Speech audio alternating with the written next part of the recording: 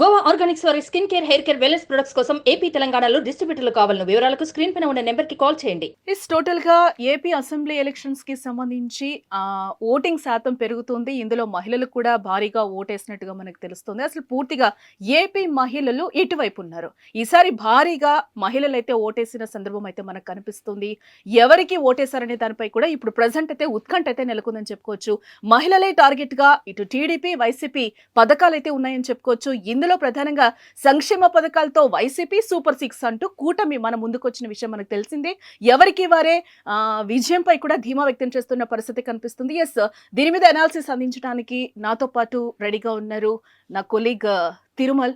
Yes Tirumal, మన total మహిళల శాతం అయితే ఓటింగ్ శాతం ఈసారి పెరిగిందని చెప్పుకోవచ్చు. టోటల్ గా ఎవరి వైపు మహిళలు ఉన్నారు అని అనుకోవచ్చు.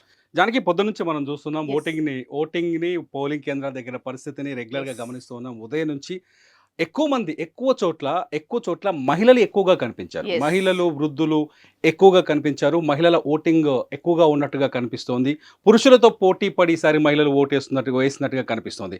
సాధారణంగా రాజకీయాల్లో పురుషులది ఆధిపత్యం కనిపిస్తుంది. పురుష బేస్లో పాలిటిక్స్ నడుస్తూ ఉంటాయి. కానీ ఆంధ్రప్రదేశ్లో ఈసారి ఓటర్లో చైతన్యం కనిపించింది. ముఖ్యంగా మహిళా ఓటర్లలో ఎక్కువగా చైతన్యం కనిపించింది. మన క్యూ లైన్లో ఇప్పుడు చూస్తున్నాం. మనం చూస్తున్న విజువల్స్లో చూస్తున్నాం. మనం మార్నింగ్ నుంచి రికార్డ్ చేసిన విజువల్స్ ఇవి. ఈ మార్నింగ్ నుంచి రికార్డ్ చేసిన విజువల్స్ చాలా చూడండి, విమెన్ ఎక్కువగా కనిపిస్తున్నారు. విమెన్ క్యూలో నిలబడి ఓపిక్గా ఓటేసి వెళ్ళిపోయినట్టుగా చాలా స్పష్టంగా కనిపిస్తున్నారు.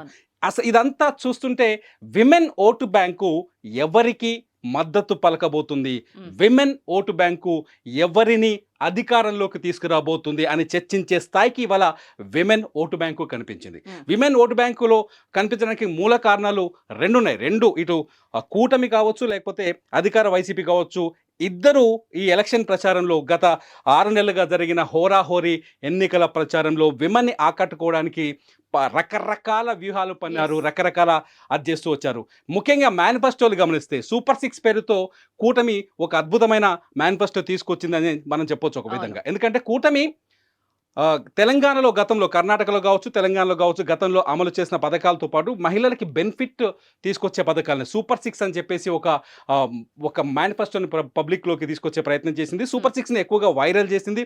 సూపర్ 6 అంశాన్ని జనంలో దించడానికి ప్రయత్నం చేసింది. సూపర్ 6లో ముఖ్యంగా మహిళలకు ఏం దక్కింది అంటే, సూపర్ 6లో మహిళలకు ఉచిత బస్ ఇస్తామని చెప్పింది కూటమి.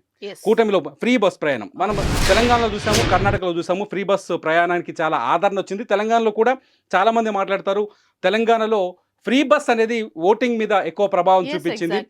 ఫ్రీ బస్తో మహిళలు కాంగ్రెస్ పార్టీ వైపు నిలబడ్డారని చెప్పేసి తెలంగాణలో ఒక చర్చ జరిగింది. సేమ్ ఇదే ఫ్రీ బస్ స్కీమ్ని ఆంధ్రప్రదేశ్లో తీసుకొస్తామని చెప్పేసి కూటమి మొదటి నుంచి హామీ ఇస్తూ వచ్చింది. మహిళలకి లోన్లు ఇవ్వడానికి, 0 వడ్డీ లోన్లు ఇవ్వడానికి చంద్రబాబు నాయుడు ముందుకు తీసుకొచ్చారు. డ్వాక్రా పథకాలను తీసుకొచ్చిన ఘనత కూడా చంద్రబాబు నాయుడుదే.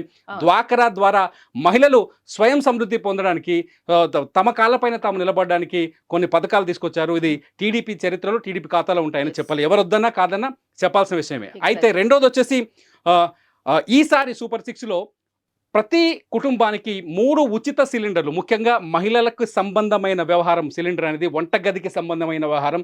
చాలా ఖర్చుని కంట్రోల్ చేయాలి అనే ఆలోచన ప్రతి మహిళకు ఉంటుంది. కుటుంబంలో ఖర్చుని కంట్రోల్ చేయాలనే ఆలోచన ఉంటుంది. కాబట్టి 3 సిలిండర్లని, ఏడాదికి 3 సిలిండర్లు ఫ్రీగా ఇస్తామని చెప్పడం. 4వది వచ్చేసి 18 సంవత్సరాలు నిండిన ప్రతి మహిళకి 1500 రూపాయల ఒక నగదు సపోర్టు కూడా చేస్తామని చెప్పేసి తెలుగుదేశం పార్టీ కానీ కూటమి కానీ తీసుకొచ్చింది. ఈ పథకాల్ని ప్రచారం చేయడానికి చాలా ప్రయత్నం చేశారు. ఇది పబ్లిక్లోకి తీసుకుపోవడానికి కానీ, జనాన్ని కన్విన్స్ చేయడానికి కూటమి కూడా తీవ్రంగా ప్రయత్నించింది. కాకపోతే సేమ్ టైం ఇదే సమయంలో మనం వైసీపీ వైపు వస్తే, అధికారంలో ఉన్న వైసీపీ వైపు వస్తే, మొదటి నుంచి వాళ్ళు మహిళా ఓటు బ్యాంకుని నమ్ముకొని ఉన్నామని చెప్పుకుంటూ వస్తున్నారు వైసీపీ నేతలు. వైసీపీకి అనుకూలంగా ఉండే రాజకీయ విశ్లేషకులు కావచ్చు, వైసీపీకి అనుకూలంగా ఉండే మీడియా కావచ్చు, మహిళల్ని టార్గెట్ చేస్తూ, అంటే జగన్మోహన్ రెడ్డి స్పీచ్లో మనం చాలాసార్లు చూసాం, అక్క చెల్లెమ్మలు అని చెప్పేసి మొదటి నుంచి చెప్పుకుంటూ వస్తారు. అక్క చెల్లెమ్మల అంశం పైన ప్రతిపక్షాల నుంచి విమర్శలు కూడా వచ్చాయి. సో అక్క చెల్లెమ్మలు తన వైపే ఉన్నారని జగన్మోహన్ రెడ్డి మొదటి నుంచి నమ్ముతున్నట్టుగా తెలుసు. ఎందుకంటే అమ్మఒడి పథకం ప్రభావం చూపించిందని వైసీపీ నమ్ముతోంది.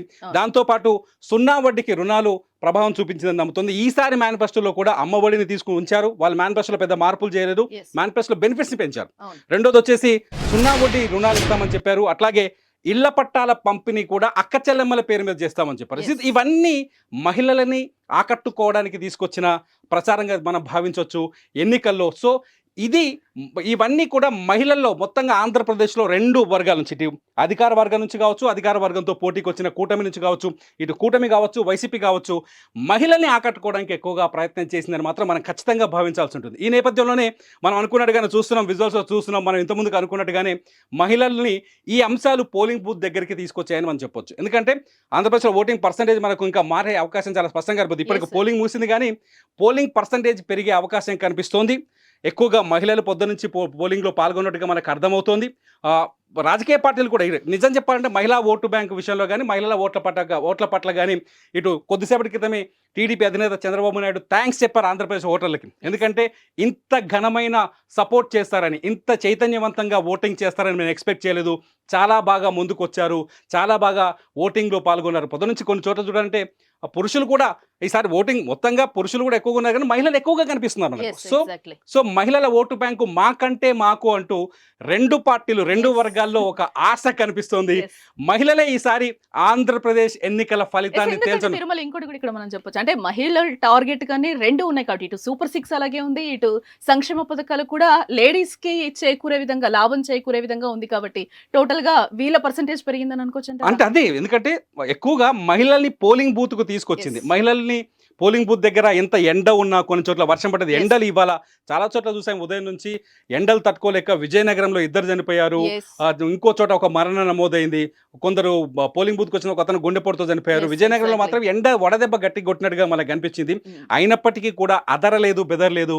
మహిళలు చాలా చైతన్యవంతంగా ముందుకొచ్చారు. ఈసారి మహిళలు ఆంధ్రప్రదేశ్ నుదుటి రాతను రాయబోతున్నారా, కొత్తగా తిప్పి రాస్తున్నారా, కొత్త ప్రభుత్వానికి ఎవరు మహిళలే శ్రీకారం చుట్టబోతున్నారా అనే భావన కలిగే విధంగా ఉంది. మహిళల ఓటు బ్యాంకు పైన మాత్రం 2 పార్టీలకు నమ్మకం ఉంది.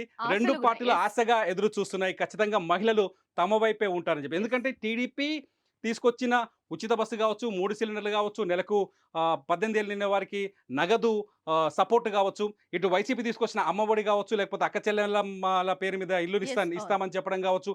ఇవన్నీ చూసే ఆల్మోస్ట్ ఎంత వద్దనుకున్న రాజకీయ వైరం వేరుండొచ్చు, రాజకీయ పార్టీల మధ్య విభేదాలు వేరుండొచ్చు, కానీ ఓటు దగ్గరకు వచ్చేసరికి మాత్రం వర్గాల వారీగా ఆకట్టుకోవడానికే మేనిఫెస్టోలు తయారు చేస్తాయి.